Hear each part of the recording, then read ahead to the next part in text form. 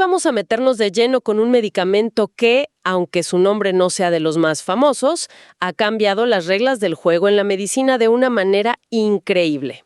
Se llama ácido tranexámico, o TXA para abreviar. La base de nuestra charla es una revisión ilustrada súper completa que nos cuenta su historia, cómo funciona y por qué incluso hoy sigue generando ciertos debates. La misión es desentrañar de dónde salió, por qué sirve para tantas cosas y qué hay detrás de las controversias. Y todo arranca en un lugar y un momento que parecen de película, el Japón de la posguerra, con una pareja de científicos, marido y mujer, que en medio de la escasez se propusieron resolver un problema universal, el sangrado. Es que la historia es fascinante, porque el ácido transexámico, que en términos técnicos es un antifibrinolítico, suena muy complejo, pero su función es bastante directa. Ayuda a que los coágulos de sangre se mantengan firmes para detener o evitar una hemorragia. Su forma de actuar es súper ingeniosa, pero la historia de cómo se descubrió, eso es de película. Es una crónica de perseverancia, de ciencia hecha con las uñas y de una idea brillante que se quedó esperando su momento durante casi medio siglo. Empecemos por ahí entonces, por el origen de todo, por los doctores Utako y Shosuke Okamoto. Me impactó mucho leer sobre el contexto. Japón, después de la Segunda Guerra Mundial, con recursos limitadísimos, y ellos enfocados en la hemostasia, que es básicamente el proceso del cuerpo para no desangrarse. La fuente tiene una frase de ellos que lo dice todo.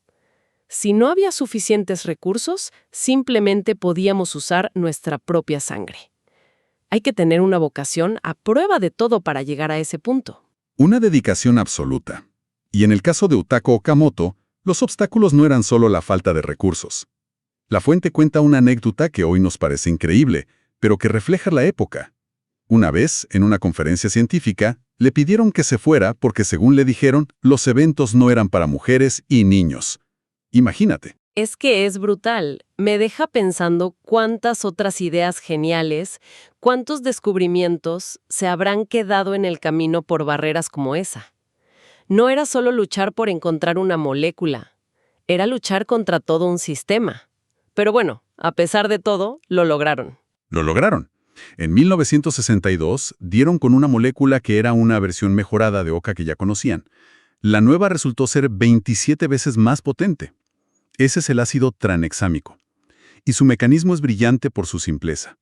Es un análogo sintético de un aminoácido, la lisina.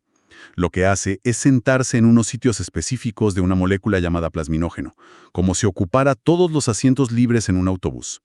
Al hacer esto, impide que el plasminógeno se transforme en su forma activa, que es la plasmina. Espera, entonces si el TXA bloquea el plasminógeno, ¿qué es lo que hace exactamente esa plasmina que se está impidiendo formar? ¿Es la que se encarga de romper los coágulos? Justamente. Piensa en la plasmina como un equipo de demolición molecular. Su trabajo es disolver la red de fibrina que forma el coágulo una vez que ya no es necesario. Es un proceso natural y vital. Pero en una hemorragia grave, ese equipo de demolición llega demasiado pronto. Lo que hace el TXA es básicamente impedir que ese equipo se active. Al bloquear la formación de plasmina, el coágulo que el cuerpo ya formó se queda ahí, estable y fuerte, haciendo su trabajo de tapar la fuga. Entendido. Es como si le pusiera un candado extra a la puerta para que nadie la abra antes de tiempo. Y aquí viene lo que me parece una de las partes más agridulces de la historia. Los Okamoto se dieron cuenta casi de inmediato del potencial de esto para la hemorragia posparto, una de las principales causas de muerte materna. Eso fue en los años 60, pero no consiguieron que los obstetras de la época les hicieran caso para hacer los estudios. Es increíble, ¿verdad? Tenían la solución teórica a un problema gigantesco y se topó con un muro. Esa idea, tan potente, se quedó guardada en un cajón durante décadas. Es un recordatorio de que en la ciencia a veces tener la evidencia no es suficiente. Se necesita también que la comunidad esté lista para escuchar. Es increíble que una idea tan potente quedara en el olvido tanto tiempo. Me imagino que cuando finalmente se retomó, las aplicaciones explotaron por todas partes, ¿no? Porque en 2011 la OMS lo declara medicamento esencial. Eso no pasa de la noche a la mañana. Para nada. Ese salto se debe a una serie de ensayos clínicos enormes que cambiaron la práctica médica. El que realmente abrió la puerta fue el CRASH-2, en 2010. Involucró a miles de pacientes de trauma grave en todo el mundo, y la conclusión fue demoledora. Administrar TXA tempranamente reducía significativamente el riesgo de morir desangrado, y lo hacía de forma segura. Eso puso al TXA en el mapa de todas las salas de emergencia. Y después de ese, llegó el estudio que finalmente le hizo justicia a los Okamoto. Grado en este escenario. Es una historia agridulce. La fuente cuenta que Utako Okamoto llegó a ver el inicio del ensayo y dijo con toda seguridad, va a funcionar. Murió poco antes de que se publicaran los resultados que confirmaban el trabajo de su vida. ¡Qué fuerte! Validar el trabajo de tu vida, pero no llegar a verlo publicado. Pero el legado está ahí. Y entiendo que los usos van mucho más allá del trauma y el posparto, que ya de por sí son gigantescos. Mucho más allá, se usa de rutina en cirugía cardíaca para disminuir la necesidad de transfusiones.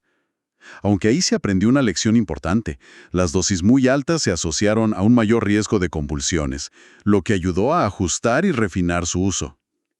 Luego está el sangrado menstrual abundante, un problema que afecta la calidad de vida de muchísimas personas. Un estudio de 2010 demostró que el TXA oral lo reduce de forma muy eficaz. Y más reciente, el ensayo CRASH-3 vio que también ayudaba a reducir muertes en ciertos tipos de traumatismo craneoencefálico, sobre todo si se daba muy pronto. Ok, entonces tenemos situaciones de vida o muerte y también problemas más crónicos. Pero la fuente habla de usos que me parecieron casi de ciencia ficción. No es solo inyectado en una vena. Para nada. Su versatilidad es asombrosa. Una hemorragia nasal de esas que no paran. Se pueden usar gasas empapadas en TXA directamente en la nariz. Eso es el uso tópico. Alguien está tosiendo sangre. Lo que se llama hemoptisis se puede administrar nebulizado para que actúe directamente en los pulmones. Hay pastillas para condiciones genéticas raras que causan sangrados. Y el uso que a muchos les sorprende. Déjame adivinar, el de dermatología. Ese mismo. Se ha descubierto que, por mecanismos que aún se están estudiando, ayuda a tratar el melasma, esas manchas oscuras que aparecen en la piel. Un momento. ¿Cómo es posible que el mismo medicamento que le ponen a alguien después de un accidente de tránsito sirva para manchas en la piel? ¿El mecanismo tiene que ser diferente o no? Es una excelente pregunta. Se cree que no tiene tanto que ver con la coagulación, sino con otros efectos del TXA, como la reducción de la inflamación y la inhibición de una enzima relacionada con la producción de melanina. Es un ejemplo perfecto de cómo a veces descubrimos nuevos usos para medicamentos antiguos casi por casualidad. Es increíble la cantidad de aplicaciones. Pero un medicamento tan potente que interfiere con un proceso tan fundamental como la coagulación debe tener un lado B. ¿Qué tan seguro es en el día a día? En general, tiene un perfil de seguridad muy bueno. Los efectos secundarios más comunes son gastrointestinales, como náuseas o diarrea, y suelen ser leves. Los problemas serios, como las alteraciones visuales o las convulsiones que ya mencionamos, son raros, y casi siempre están ligados a dosis muy altas, a cirugías complejas como la cardíaca o a pacientes que tienen problemas en los riñones. Como se elimina por la orina, si los riñones no filtran bien, el medicamento se puede acumular. Bien. Y eso nos lleva directamente al meollo de las controversias. La pregunta que ha perseguido al TXA desde el principio. Si es tan bueno para estabilizar coágulos, ¿no podría pasarse de bueno y causar coágulos donde no deben formarse? Es decir, ¿una trombosis? Esa es la pregunta del millón, y la fuente es muy clara al respecto. Para los pacientes que no se están operando, la evidencia de los grandes estudios es muy tranquilizadora. Se hizo una revisión de 22 ensayos que incluía los más de 40,000 pacientes de los estudios CRASH-2 y WOMAN, y la conclusión fue que no había un aumento del riesgo, ni de trombosis venosa profunda, ni de embolia pulmonar, ni de infarto o ictus. Un momento. ¿Más de 40,000 pacientes y cero aumento de riesgo? Suena casi demasiado bueno para ser verdad. ¿Cuál es la letra pequeña aquí? La letra pequeña, y es muy importante, es que esos estudios, por seguridad, excluyeron a personas que ya tenían antecedentes de trombosis. Así que estamos hablando de una población sin un riesgo de base conocido. Pero dentro de ese grupo, que es la gran mayoría de la gente, el fármaco parece ser muy seguro en ese aspecto. Y en pacientes de cirugía, los resultados son similares. No se ha demostrado un aumento claro del riesgo. O sea que el miedo a la trombosis, en general, parece no estar justificado por la evidencia. Pero, siempre hay un pero, la fuente menciona un estudio que fue un jarro de agua fría. El ensayo HALT-IT. Correcto. El HALT-IT fue el estudio discordante. Se probó el TXA en pacientes con hemorragia digestiva alta, por una úlcera, por ejemplo, y los resultados sorprendieron a todo el mundo. No solo no ayudó, sino que pareció aumentar ligeramente el riesgo de trombosis y convulsiones. No hay una respuesta única, pero sí varias pistas. La población del HALT-IT era en promedio más mayor y con más enfermedades de base. Crucialmente, muchos tenían enfermedad hepática crónica.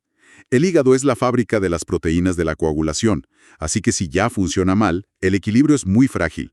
Dar un antifibrinolítico en ese contexto podría inclinar la balanza hacia la trombosis. También se usó una dosis más alta durante más tiempo. Esto nos enseñó una lección vital. No se pueden extrapolar los resultados de un tipo de paciente a otro. El contexto lo es todo. El contexto es clave. Y eso me lleva a la otra gran controversia, su uso junto con anticonceptivos hormonales. La fuente dice que en Estados Unidos, por ejemplo, se considera una contraindicación, pero muchísima gente usa ambos. Es un dilema clínico súper frecuente. El razonamiento teórico tiene lógica. Los anticonceptivos combinados aumentan un poquito el riesgo de trombosis. El TXA es un antifibrinolítico. La preocupación es que juntar los dos sea como sumar 1 más 1 y que el riesgo se dispare. Tiene sentido en teoría, pero ¿qué dice la práctica, la evidencia? Pues aquí es donde la cosa se pone interesante. Cuando buscas los datos duros, te encuentras con que son increíblemente escasos. En toda la literatura médica solo hay publicado un reporte de caso que relaciona la combinación de ambos con una trombosis. 1. Para una contraindicación tan extendida es poquísimo. Uno solo. Es sorprendente. Entonces, ¿de dónde viene tanto miedo? Viene de la teoría, pero choca con la lógica de otros escenarios. Pensemos en el posparto. El riesgo de trombosis en una mujer que acaba de dar a luz es muchísimo más alto que el de alguien que toma anticonceptivos. Y sin embargo, en el ensayo Woman, con miles de mujeres en esa situación de altísimo riesgo, el TXA fue seguro y no aumentó los eventos trombóticos. Visto así, la contraindicación parece un poco exagerada. ¿Qué se hace entonces en la práctica? Al final, lo que la fuente recomienda es que sea una decisión conversada. No hay un sí o no rotundo. Se trata de poner en la balanza el impacto del sangrado en la vida de la persona contra su riesgo individual de trombosis, que depende de muchos otros factores. Edad, si fuma, si tiene obesidad, antecedentes familiares. Es un traje a medida, un cálculo de riesgo-beneficio personal. Perfecto. Y nos queda el último debate, que es muy específico. Usar TXA cuando hay sangre visible en la orina, lo que se conoce como hematuria. Aquí el miedo es puramente mecánico. La idea es que si el TXA hace que se forme un coágulo súper estable dentro de las vías urinarias, ese coágulo podría atascarse. Podría atascarse en los uréteres, que son los tubos que van del riñón a la vejiga. Y un atasco ahí puede bloquear el flujo de orina y dañar el riñón. ¿Y esto es un riesgo teórico o pasa de verdad? Pues la evidencia es muy floja y, para colmo, contradictoria. La mayoría de los reportes vienen de pacientes con una enfermedad muy concreta, la enfermedad renal poliquística, que de por sí los hace sangrar. Y hay reportes que se anulan entre sí. Uno describe un caso donde el TXA causó una obstrucción y tuvieron que intervenir, pero otros describen casos en los que el TXA detuvo hemorragias que ponían en peligro la vida, sin ninguna complicación. O sea que estamos a ciegas. Prácticamente. No se sabe bien si el beneficio de parar el sangrado supera el riesgo de la obstrucción. Es una de esas áreas grises de la medicina donde se necesitan estudios serios con urgencia. Hoy por hoy, depende mucho del juicio del médico en cada caso concreto. Entonces, si damos un paso atrás y miramos el cuadro completo, ¿qué nos queda? La historia del ácido tranexámico es alucinante. De un descubrimiento casi artesanal en el Japón de la posguerra, liderado por una científica pionera, a ser una herramienta que salva vidas todos los días en cualquier rincón del planeta. Exacto. Si tuviéramos que destilar las ideas principales, serían estas. Primero, el TXA es un medicamento tremendamente efectivo y versátil para controlar sangrados. Segundo, la evidencia más robusta que tenemos nos dice que en la mayoría de la gente no aumenta el riesgo de trombosis. Tercero, el diablo está en los detalles. En grupos muy específicos, como nos enseñó el ensayo HALT-IT con los pacientes con sangrado digestivo y enfermedad del hígado, hay que tener mucho cuidado. Y cuarto, en las zonas grises, como su uso con anticonceptivos o en la hematuria, la evidencia es pobre y la clave es la medicina personalizada, la conversación y el juicio clínico. Es un viaje perfecto que ilustra cómo funciona la medicina. Un descubrimiento, décadas de pruebas para entenderlo, identificar dónde es una bala de plata, dónde es inútil e incluso dónde puede ser peligroso. El refinamiento constante del conocimiento. Totalmente. Y hay un último punto, algo que mencionan los grandes estudios como CRASH-2 y Wayman, que nos deja con una pregunta para pensar. Estos estudios demostraron que el TXA funciona mucho mejor cuando se administra rápido, idealmente en las primeras 3 horas desde que empieza la hemorragia. El tiempo es oro. Y esto nos lleva a una reflexión que ya no es sobre farmacología, sino sobre sistemas de salud. Sabiendo esto, ¿cómo nos aseguramos de que un medicamento tan barato, sencillo y eficaz llegue a tiempo? No solo en un hospital de alta tecnología, sino en una clínica rural, en la ambulancia, en el lugar de un accidente. Es una pregunta sobre logística, sobre equidad, porque de nada sirve tener un medicamento casi milagroso si no llega a las manos que lo necesitan cuando lo necesitan.